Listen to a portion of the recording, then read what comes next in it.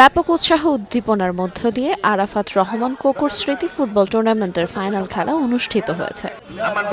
শুক্রবার দুপুর গড়িয়ে বিকেল মাঠের চারপাশ ঘিরে দর্শকের উন্মাদনা। দীর্ঘদিন পর মাঠে গড়াচ্ছে ফুটবল, তাই নানা বয়সী মানুষ খেলা দেখতে ভিড় করেছেন বাগেরহাট মোরেলগঞ্জ বৈদগ্যহাটে খেলার মাঠে। বাঁশি বাজানোর সাথে সাথে শুরু হয় দুই দলের হাড্ডাহাড্ডি লড়াই। তবে খেলা অমীমাংসিত থাকায় ট্রাইব্রেকারে গড়ায়। পরে ট্রাইব্রেকারে ৫-৪ গোলে রায়ান দ্য ফ্রেন্ডস ক্লাবকে হারিয়ে রবির মেজবান বাড়ি একাদশ চ্যাম্পিয়ন হওয়ার গৌরব অর্জন করে।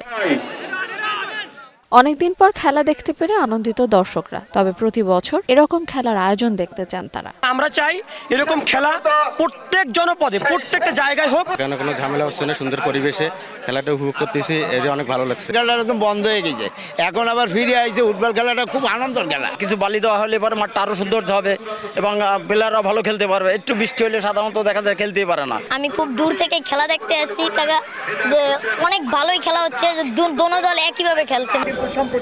মাদককে না বলে শিক্ষা প্রতিষ্ঠানের শিক্ষার্থীরা খেলার মাঠে থাকবে বলে আশা প্রকাশ করেন এই নেতা। সারা বাংলাদেশের স্টুডেন্টরা কিন্তু এখন মাঠে। ওরা চায় আর মাদক নয়, ওরা চায় আর সন্ত্রাসী নয়।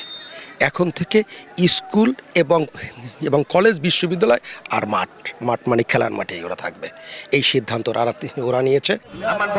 এদিকে মাদক থেকে যুব সমাজকে দূরে রাখতে প্রতি বছর ফুটবল টুর্নামেন্টের আয়োজন করা হবে বলে জানান আয়োজকরা। একটি ফুটবল টুর্নামেন্ট আজকে এখানে ফাইনাল খেলা অনুষ্ঠিত হয়েছে। হাজার হাজার দর্শক তা এই খেলাটি উপভোগ করেছে এবং খুব আনন্দ মুখর পরিবেশে খেলাটি সম্পন্ন হয়েছে। ইতিমধ্যে ট্রাইফিকারে এর চূড়ান্ত ফলাফল ঘোষণা করা হবে। বিএনপির ৪৭তম প্রতিষ্ঠা বার্ষিকী উপলক্ষে অনেক কর্মসূচি হাতে নিয়েছি। সেই কর্মসূচির এই খেলাটি সেই কর্মসূচির একটা অংশ বিশেষ। আমরা সর্বদা যুব সমাজকে মাঠের দিকে অগ্রসর করার জন্য সর্বোপরি আমরা খেলাধুলার আয়োজন করে চলছি এবং ভবিষ্যতে করব। আরাফাত রহমান কোকোর স্মৃতি ৮ দলীয় ফুটবল টুর্নামেন্টের খেলায় বিভিন্ন উপজেলা থেকে ৮টি দল অংশ নেয়। সময় সংবাদ, বাগেরহাট।